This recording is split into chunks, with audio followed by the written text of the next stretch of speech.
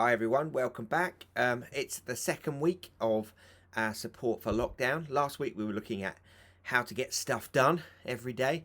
It's Andrew from Action Your Potential, and this week we're going to be talking about well-being, which is a fundamental part of our daily approach to everything we do. And we're going to be focusing today specifically on sleep.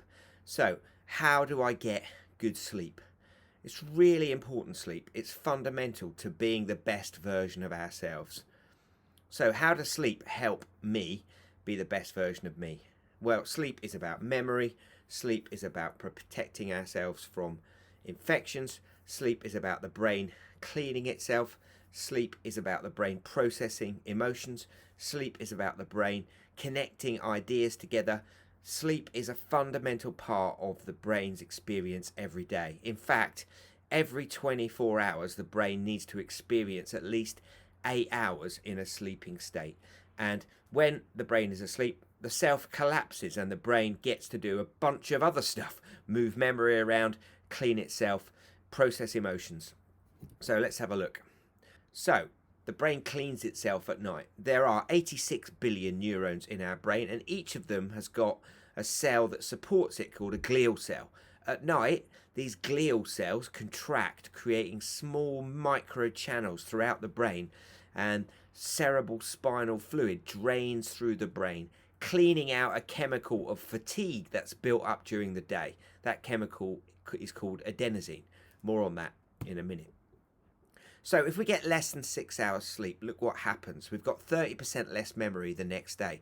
We're more anxious, more emotional, and more socially clumsy the next day. We've got 70% less immune cells the next day because most of them are built at night. We've got higher blood pressure and higher blood sugar the next day. Sleep is fantastically important for body, brain, and mind health. So this structure we're looking at deep in the brain is called the hippocampus. It's a C-shaped structure, and it is involved in memory formation. During the course of the day, the hippocampus keeps track of where memories are lighting up across our neocortex, and then at night the hippocampus reinforces memories that have been particularly important or useful for us during the course of the day.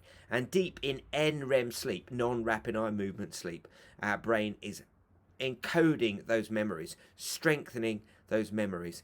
And sleep supports learning both before the learning process, because it helps make sure that the memory buffers in the hippocampus are empty, and also after learning, because it encodes that memory into the physical structure of our brain. So falling asleep is controlled by a couple of processes in the brain. First of all, there's one that's linked to the day-night cycle. The second one is to do with the amount of fatigue that's built up during the course of the day. So our brains are constantly reset to the daylight conditions that we find ourselves in by a part of the brain deep inside that constantly sips the amount of daylight coming in or out.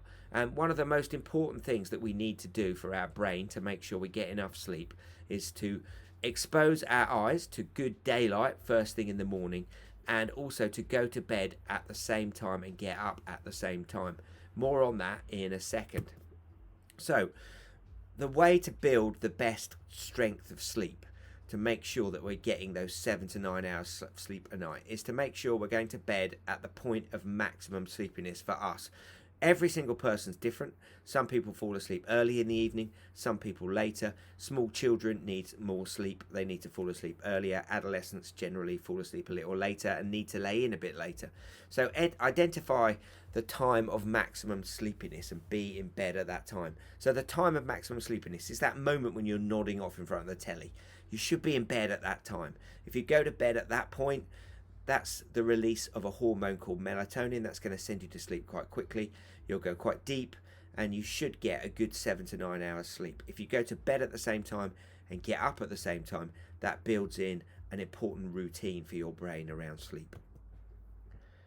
Your brain really benefits from routines. Routines of exercise, routines of making sure that we're getting enough food at the right times during the course of the day, and a routine around sleep.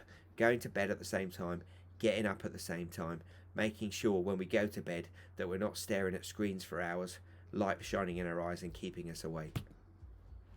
The other process that sends us to sleep is a chemical called adenosine. Now, adenosine is built up during the day.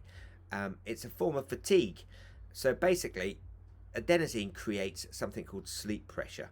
And the more tired we are physically and mentally, the quicker we're going to go to sleep, alongside that circadian rhythm, that day-night cycle, and the release of melatonin. So it's really important to wear ourselves out during the course of the day, do some exercise, move a lot, around a lot.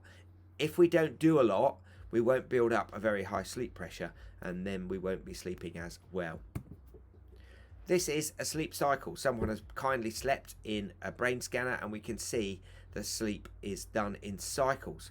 45 minutes of deep NREM sleep, non-rapid eye movement sleep. That's when memories are being encoded. That's when the brain's cleaning itself out. And then 45 minutes or so of REM sleep, rapid eye movement sleep, dreaming sleep, where the brain's processing emotions and smashing together different ideas. Creativity is developed in sleep. That's why you might wake up one morning and go, Eureka, I've solved that particular problem, because the brain is working on it overnight. And as you can see, we sleep in cycles through the night. So try to develop your sleep stride. Bed at the same time, up at the same time. And then let's look at some other ways that you can improve your sleep. Regular bedtime, that routine, bedtime, get up time, same time. You shouldn't need a lay-in at the weekend. In fact, a lay-in at the weekend can be detrimental, because it's a bit like jet lag. You're sending your body different messages about day and night cycle at the weekend. Exercise in the daytime, that builds up that sleep pressure through adenosine. Practice breathing exercises during the daytime. That turns on your parasympathetic nervous system. Those breathing exercises can act as ways to calm yourself down, as a kind of wind down hour as you're heading into sleep, or to help you get back to sleep if you wake up in the night. And you need a dark, cool, tech-free bedroom. Try and build in as much movement during the day as possible. That helps build up adenosine, and it'll mean that your body is able to expend energy in a way that supports the build-up of fatigue. Try and build in plenty of exercise, at least 20 minutes a day. A brisk walk is good exercise. A little run is good exercise. Just a bit of high intensity interval training in the lounge, on YouTube. Anything like that builds up that fatigue. Make sure that you're practicing a little bit of daily meditation, breathing exercises. That will support the calming down system coming on. That will help you get back to sleep if you wake up in the night. Perhaps start a journal to track and explore your emotions. Write stuff down that's on your mind before bed, maybe a couple of hours before bed, and just explore your day. Ask yourself questions like, what emotions were involved today? How do I feel today? That helps keep us ahead of our emotional experiences, and we're less likely to churn overnight. Try and finish eating within 3 hours before bed, so you've got your stomach nice and empty. And try and build in a wind down hour every day. So watching some unchallenging TV, listening to some music, having a nice bath will help your body and brain prepare for sleep. And reduce the consumption of alcohol to zero, ideally. Alcohol has a massive impact on the quality of sleep. Coffee, certainly, and tea and caffeinated drinks shouldn't be had in the afternoon. That's going to reduce the ability to fall asleep. And junk food consumption, that also affects the quality of our sleep. The final thing to reiterate is learn your sleep stride and stick to it. Bed at the same time, up at the same time. Sleep is fundamental to our physical health, our mental health, and our well-being every day. We need to invest in it. If we don't give our brain enough sleep, it's like not giving our tech enough opportunity to be charged. We are not going to be as effective, and eventually we're not going to be able to achieve the things we want to do every day.